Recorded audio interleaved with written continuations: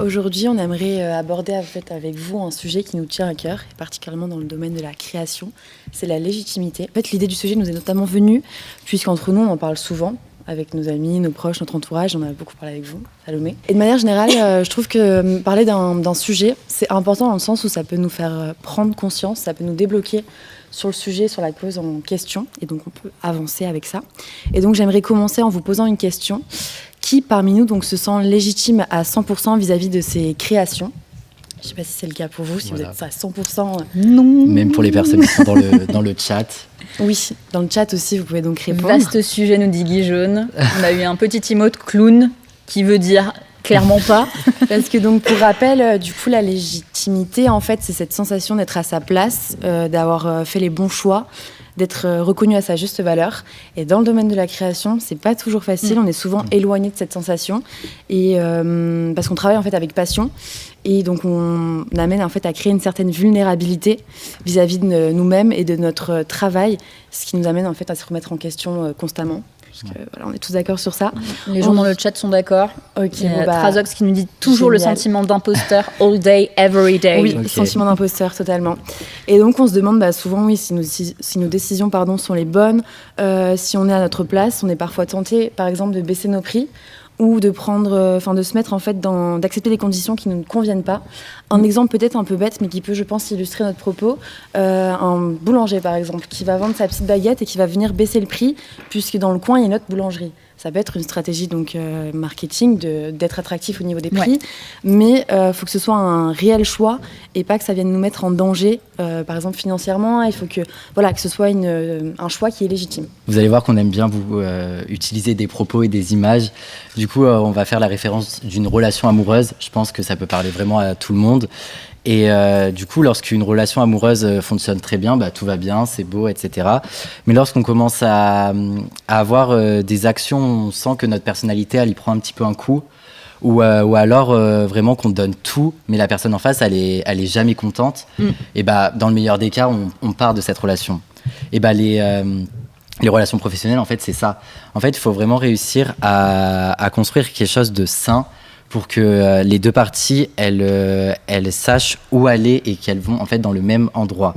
La légitimité aussi, c'est en fait d'avoir le courage de se tenir debout et de dire non, en fait, je refuse, j'ai pas envie de faire ça. Bien sûr, c'est très facile à dire. Et il y a aussi le fait qu'il y a le facteur prix, on va pas mentir, c'est le nerf de la guerre, l'argent. Donc voilà, il faut pas être dans les extrêmes, il faut vraiment se trouver ce juste milieu de dire ça me branche, je me reconnais mon énergie là-dedans, je reconnais ma créa là-dedans.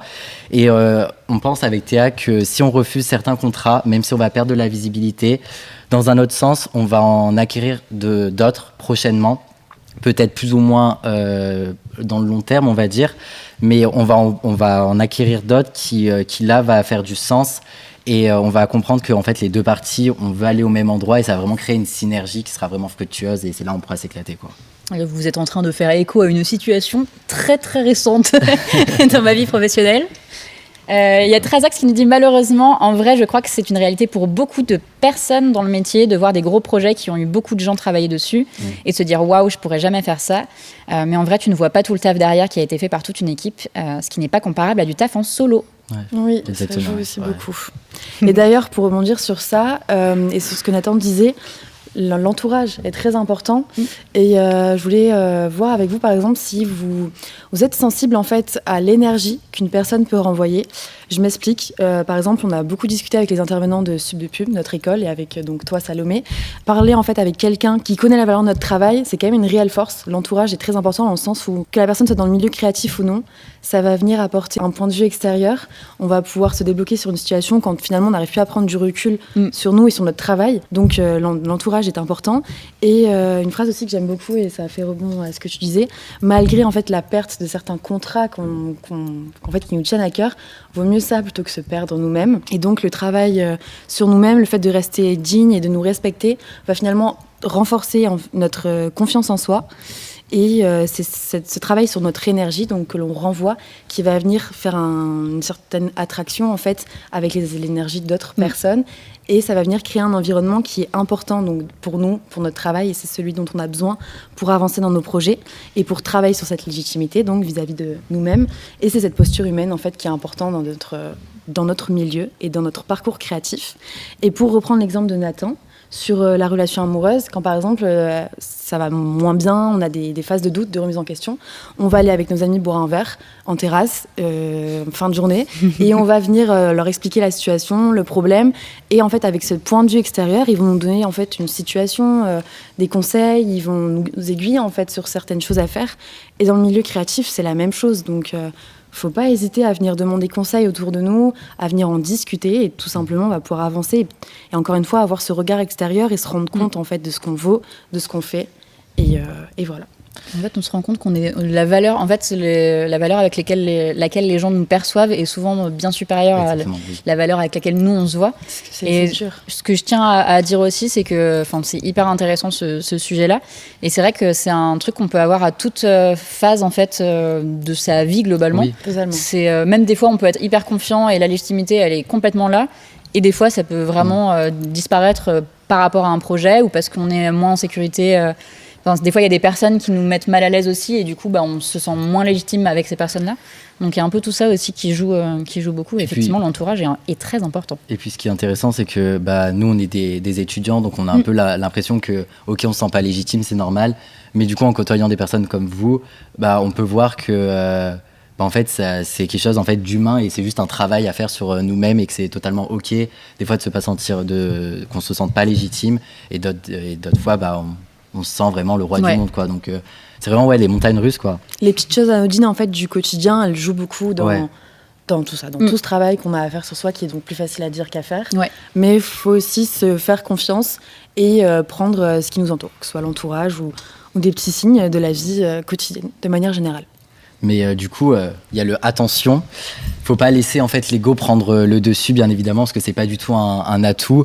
C'est sûr que c'est vraiment essentiel de se rappeler les valeurs, que nos valeurs ne dépendent pas de la reconnaissance extérieure, etc. Certes, il faut pas se laisser marcher dessus, mais par contre, il faut quand même avoir un minimum de recul par rapport aux interactions qu'on a des fois avec des personnes qui sont entre guillemets supérieures à nous, qui des fois ça peut être mal dit, mais dans le fond en fait c'était positif. Ouais. Donc voilà, essayer d'avoir quand même ce recul et pas se dire non mais voilà je l'écoute pas ou si je l'écoute à 100% parce que c'est une personne entre guillemets plus supérieure à nous. Et il y a également le fait que notre domaine c'est vraiment il y a une très grande compétition entre guillemets, il y a de nouvelles générations qui arrivent, etc.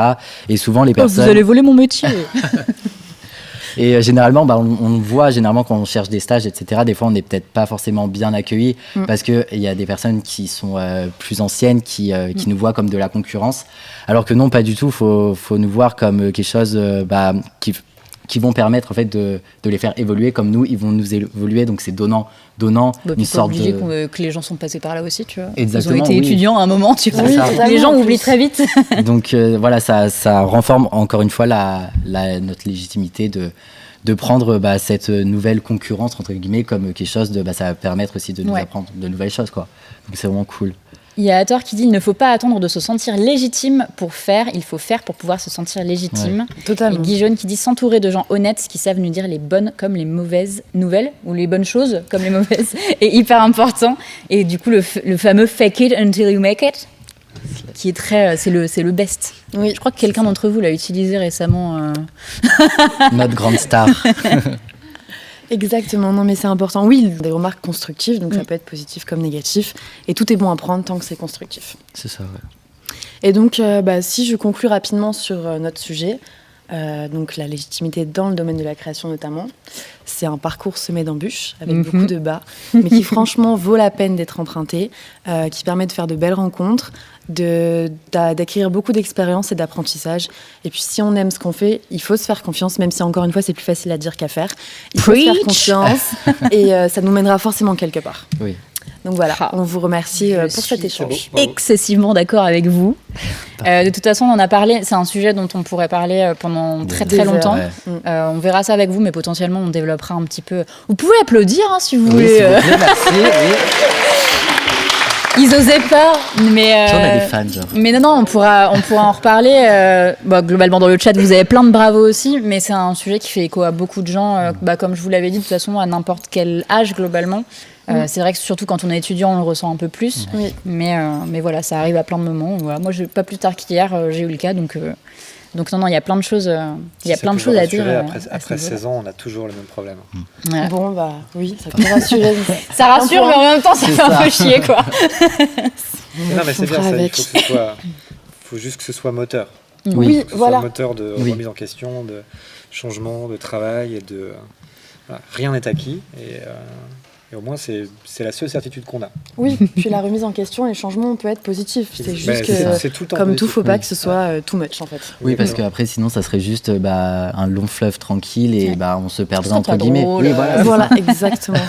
On est freelance pour ça aussi. Oui. Et on a les mêmes problèmes toute la vie, on progresse juste sur comment dealer avec. Exactement. Oui. Exactement. Merci beaucoup. Merci pour beaucoup. cette chronique, c'était trop cool.